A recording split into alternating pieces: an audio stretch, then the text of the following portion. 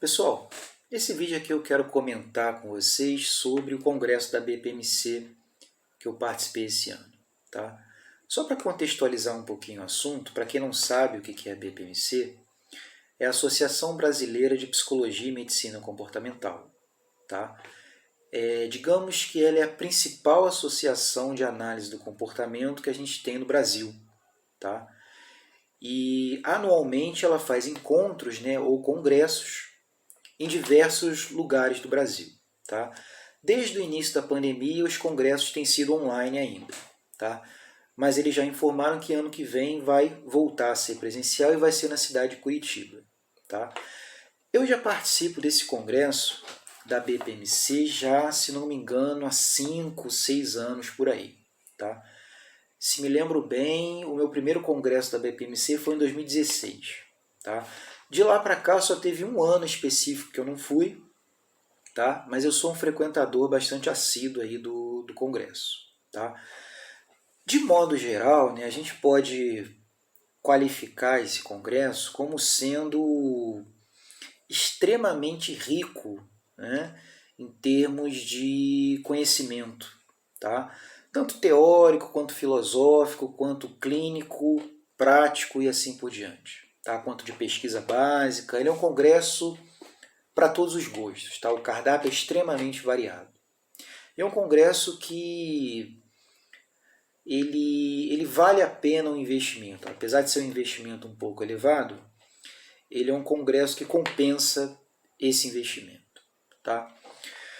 Bom, eu queria comentar com vocês aqui alguns pontos que me chamaram a atenção no congresso desse ano. Tá?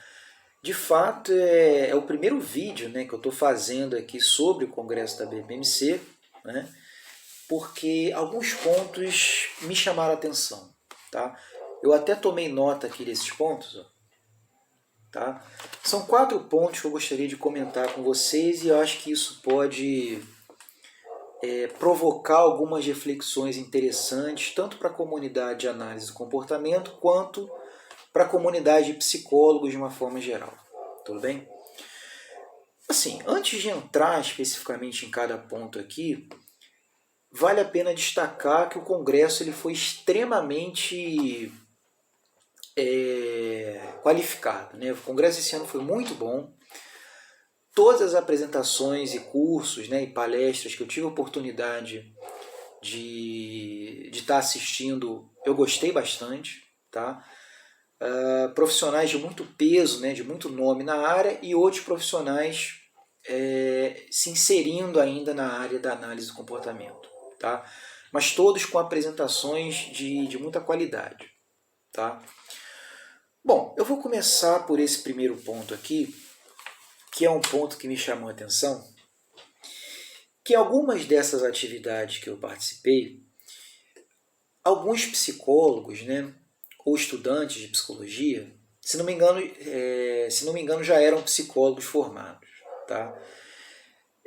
Naquele momento ali de fazer perguntas ou fazer comentários, alguma coisa assim, sobre a atividade, alguns deles, isso em atividades diferentes, tá?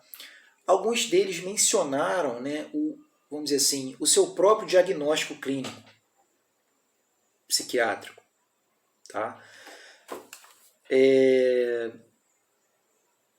Sendo que 2 desses diagnósticos, na verdade, um desses diagnósticos era um diagnóstico, inclusive, considerado grave, tá? De um transtorno de personalidade. Transtorno de personalidade X, eu não vou especificar aqui qual, mas é um ponto que me chamou a atenção e a pessoa ela expôs isso com uma certa tranquilidade, uma certa naturalidade. Tá? Outros diagnósticos que as pessoas expuseram se referem ao TDAH, e o outro, se não me engano, foi um transtorno depressivo. Tá? Por que esse ponto me chamou a atenção? Porque a comunidade leiga, o senso comum, tem uma ideia do psicólogo, da figura do psicólogo como sendo aquela pessoa que não tem problemas de ordem psicológica ou emocional. Tá? De modo que talvez, né, uma boa parte dos próprios psicólogos também comprem essa figura ideal, essa figura perfeita do psicólogo. Tá? De maneira que isso pode produzir uma certa autocobrança e uma certa repulsa quando esse psicólogo ou essa psicóloga se identifica ou, né, experimenta os sintomas que preencheriam um dado diagnóstico. Tá? Então, assim, do meu ponto de vista, eu achei extremamente positivo esses profissionais terem feito essa exposição. Eu tenho diagnóstico X, eu tenho diagnóstico Y. E falar isso com, digamos assim, com naturalidade, como sendo uma contingência da vida. Tá? É aquela história, né, pessoal? A gente sempre brinca que, por exemplo, é a mesma coisa que você pensar um dentista que não tem dor de dente. Né? Ou você pensar um cardiologista que nunca vai ter uma cardiopatia, um problema de coração qualquer e assim por diante. Tudo bem? Então, me parece, né, que esse movimento, ainda que pequeno, ainda que tímido, né, de alguns profissionais começarem a se colocar numa posição mais humana, né, é extremamente válido. Né? Por quê? Porque acaba desconstruindo esse mito, né, essa ideia do psicólogo perfeito, que não tem problemas, que não se estressa, que não tem ansiedade, que não tem depressão e assim por diante.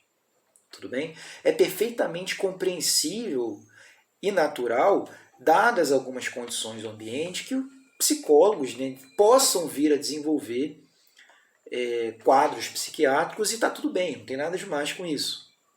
Tá? Então, assim, vale a pena destacar, né, que me pareceu um movimento extremamente útil desse ponto de vista. Tá? Um segundo ponto que eu queria colocar com vocês aqui é o seguinte. É curioso, né? Só para fechar esse primeiro ponto, uma ideia também que é interessante ressaltar é que, quer dizer, o fato de um psicólogo ter um diagnóstico clínico não significa que ele vá ter uma prática profissional necessariamente ruim ou de má qualidade. Tudo bem? Eu conheço, né, na verdade não no momento, mas eu já conheci profissionais da psicologia, isso lá na época da graduação, que tinham um diagnóstico psiquiátrico, tá? No caso era um transtorno do pânico, e exercia a profissão com competência. Tá? Então o fato de um psicólogo ter um diagnóstico clínico, sei lá, transtorno depressivo, um transtorno de ansiedade, ou mesmo um transtorno de personalidade, que são considerados mais graves, ainda assim ele pode estar atuando na área. Tá ok? E aí o segundo ponto que eu queria comentar com vocês é justamente sobre a questão diagnóstica. Por quê? Na análise do comportamento, existe um viés muito crítico em relação à questão diagnóstica, né, ao rótulo diagnóstico. Por quê? Porque segundo o raciocínio, né, da análise do comportamento, todo e qualquer comportamento, eles são fruto de uma história de vida, tá? Uma história pessoal, são frutos de uma história evolutiva da espécie, né? E aí aqui eu estou falando num nível biológico de determinação do comportamento, e são fruto de uma cultura, né? De um ambiente social. Tá? Então, o comportamento ele é determinado nesses três níveis, né? Um nível biológico, um nível pessoal, corresponderia a um nível psicológico ou comportamental, e um nível sociocultural. Tudo bem? De acordo com esse raciocínio, os diagnósticos psiquiátricos eles perderiam o sentido de existência. Tá? Por quê? Porque não faz sentido, né, a gente ter uma patologia ou uma doença do comportamento se todo e qualquer comportamento ele é natural, dados esses processos comportamentais nesses 3 níveis, né? Biológico, pessoal e social. Tá?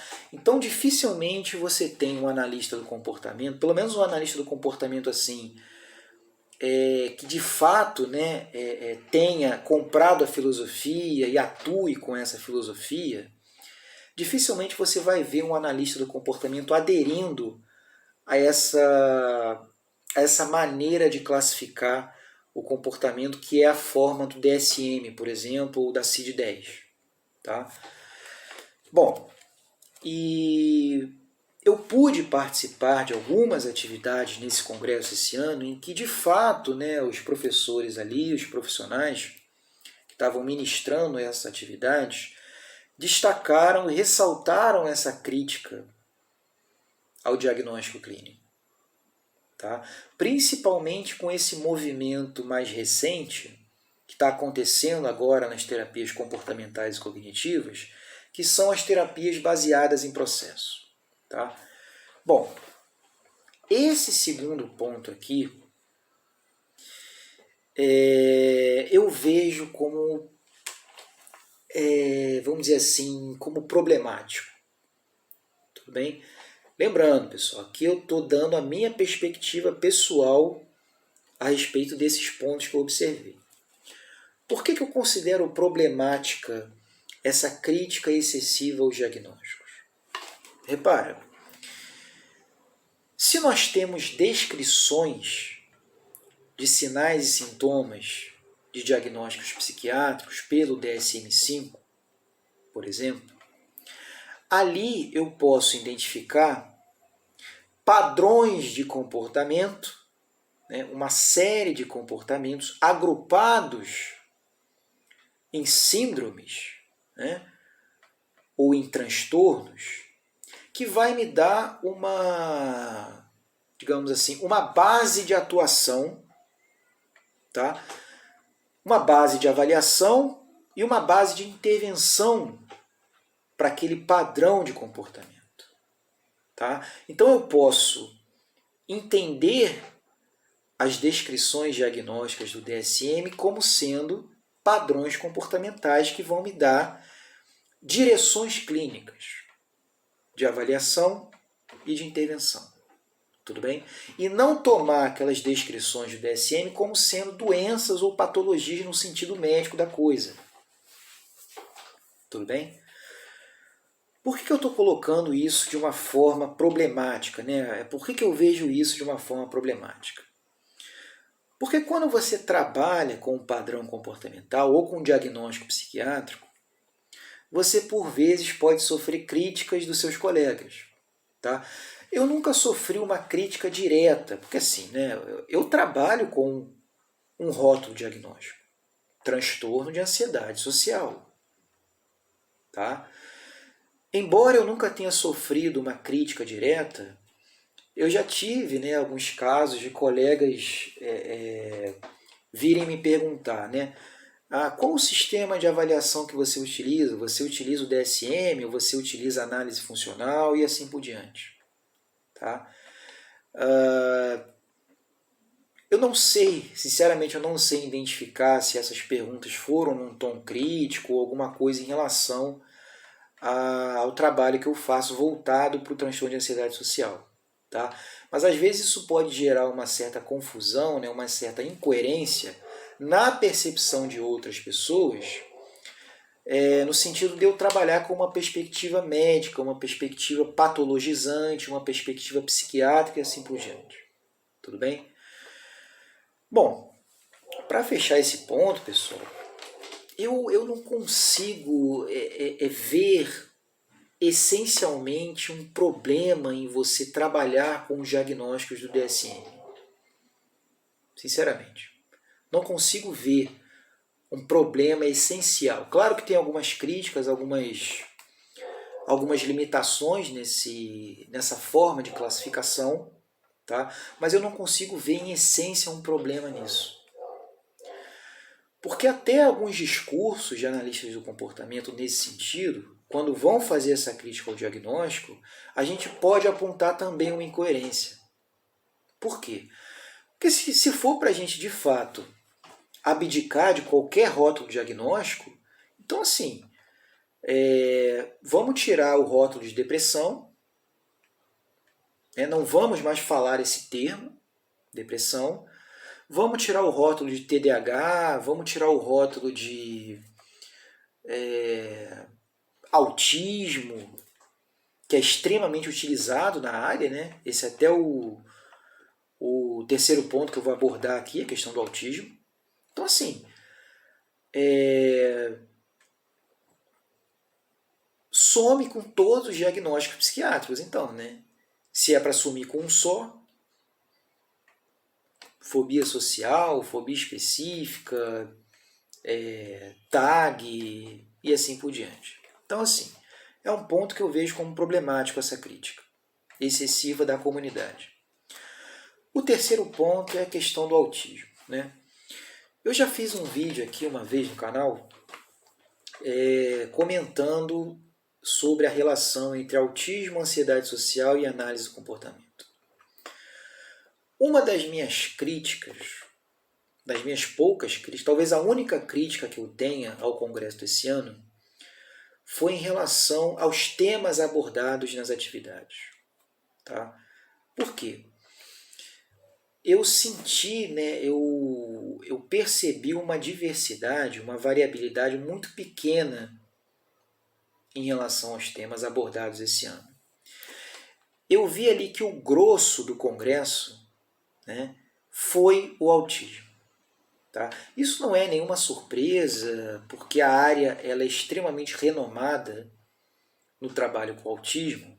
Aliás, é a área mais renomada no trabalho com autismo, com a tal da terapia ABA, que o pessoal incorretamente nomeia de método ABA, né?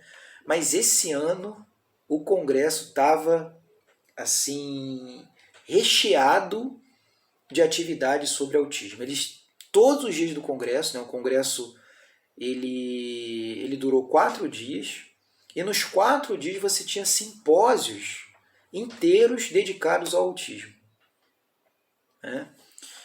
E quem me conhece mais proximamente aí sabe, né, pessoal, que eu sinceramente não tenho assim nenhum interesse nessa área do autismo, tá? Respeito, acho extremamente válido quem trabalha com essa área, mas eu assim não é uma coisa que me desperta interesse, tá? E eu achei esse congresso esse ano extremamente carregado de atividades voltadas para o autismo, enquanto que eu vi muito pouco de outros diagnósticos. Né? Para vocês terem uma ideia, sobre a ansiedade social, teve o meu trabalho, que eu apresentei, sobre a terapia em grupo para ansiedade social, e teve um outro profissional que também apresentou um trabalho sobre ansiedade social. E a gente teve algumas outras apresentações sobre outros diagnósticos, como depressão, transtorno do pânico. Pelo que eu estou me lembrando, agora foram esses. Né? E teve assim muitas atividades também voltadas para terapia infantil e terapia de casal. Tá? Então, assim, se vocês me perguntassem assim, qual foi o grosso do congresso? Foram esses 3 temas: autismo, terapia infantil e terapia de casal. Tá?